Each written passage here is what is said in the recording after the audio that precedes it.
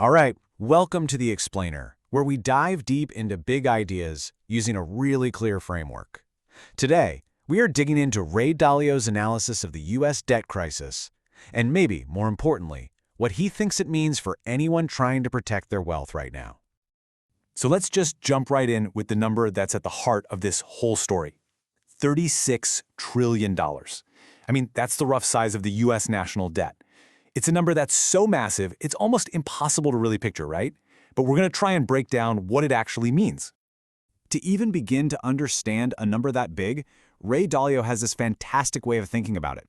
He says to imagine the credit system as the economy's circulatory system. You know, when it's flowing freely, everything grows. But when you get too much unproductive debt, it's like plaque building up in your arteries, just slowly, quietly choking the system and raising the risk of a massive financial heart attack. So here's how we're going to break this down. We're going to follow Dalio's logic step by step. First, we'll look at the immediate problem, then zoom out to see the historical patterns he's found, and finally, get to his advice on how you can navigate all this. Okay, first up, what does Dalio even mean when he says we're heading for the rocks? Well, it really starts with the simple question of where a number like $36 trillion comes from in the first place. And the answer is, it's the result of a system that's been under huge, constant stress for a long time. Look, when you boil it all down, the math is actually super simple, maybe even a little scary. Every single year, the U.S. government spends about $7 trillion, but it only brings in around $5 trillion in taxes and other revenue. That leaves a $2 trillion hole every year. That's the deficit, and that money has to be borrowed, which just gets piled on top of the already massive national debt. Now, this is where it gets really interesting, because Dalio argues this isn't some new 21st century problem. He sees it as something much, much bigger, a predictable pattern that has repeated itself in empires throughout history. He calls it the big debt cycle. And no, we're not talking about the usual ups and downs of the economy that you hear about on the news. This is a massive generational wave that plays out over something like 80 years. It's so slow-moving that you pretty much only live through one in your lifetime. And that's the scary part, right? It makes it so easy to miss what's happening right under our noses. And this cycle, it plays out in these pretty clear stages. It starts with a healthy period of sound money where debt is low. But then confidence builds and that fuels a huge debt bubble. Eventually, that bubble pops, which forces central banks to start printing massive amounts of money. That leads directly to devaluation, where the money in your pocket buys less and less, until finally, the whole system has to be reset. Okay, so if this is a real historical pattern, then there's really only one question that matters. Where are we on that timeline right now? Because knowing our position in the cycle is everything.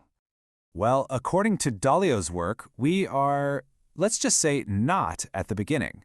His analysis suggests we're in the late and most dangerous stage of the cycle, where all that debt that's been built up starts to become a really big problem. In fact, check this out. His own long-term risk gauge for U.S. government debt is flashing a red alert at 100%. 100%. Now, does that mean the world ends tomorrow? No. But what it does mean is that the risk level, in his view, is the highest it has been in the modern era. This is a sign we're getting close to what he calls a debt-death spiral. And yeah, it's as bad as it sounds. It's basically a trap. You have so much debt that you have to borrow new money just to pay the interest on your old money. This makes new lenders nervous, so they charge you higher interest, which means you have to borrow even more. It's a vicious cycle that's incredibly hard to break. But is it a lost cause? Is there a way out?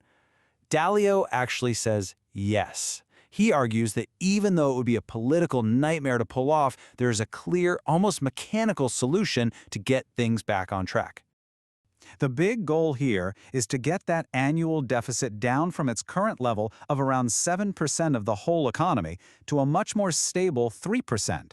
And why 3%? Well, it's all about perception. A number like 7% basically screams to global investors that your finances are out of control. But 3%, that says, okay, we've got this.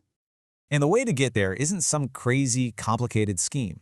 It's a three-part plan that's actually pretty balanced. You'd have to make some modest cuts to spending and find ways to increase tax revenue. But here's the payoff. Once the world sees you're serious, confidence comes back and your borrowing costs, your interest rates, start to fall on their own, which helps close the gap even more. So you might be thinking, if the solution is that straightforward, what's the problem? Well, as Dalio sees it, the problem isn't the economics. The math works. The real issue is politics. He compares it to being on a boat heading straight for some huge rocks. Everybody on board agrees they need to turn, but they can't stop arguing about whether to turn left or right. And that really brings us to the most important part of this whole discussion, right? If the people in charge can't agree on how to turn the boat, how do you as an individual find a life raft? How do you protect your own wealth? This is where it stops being about national policy and starts being about your money, your savings, your future. It's the critical pivot from understanding the big picture problem to figuring out what it means for you. So in this kind of environment, where governments are pretty much forced to print money to pay their bills, Dalio's view is pretty radical. He says you need to be anti-money and anti-debt. Now, what does that even mean? It means that holding your wealth in cash or in government bonds is no longer safe, because they are just promises to pay you in a currency that's at serious risk of being devalued. And that leads us to this really fundamental comparison. Fiat currency, like the US dollar, versus a hard currency, like gold. Think about it.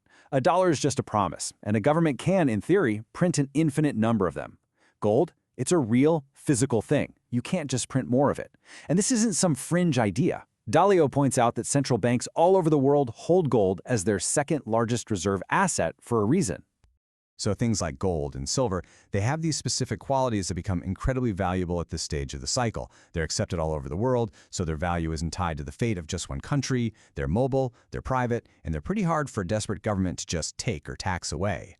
All things that help protect your wealth when the financial system gets shaky. And that leaves us with this one big, lingering question.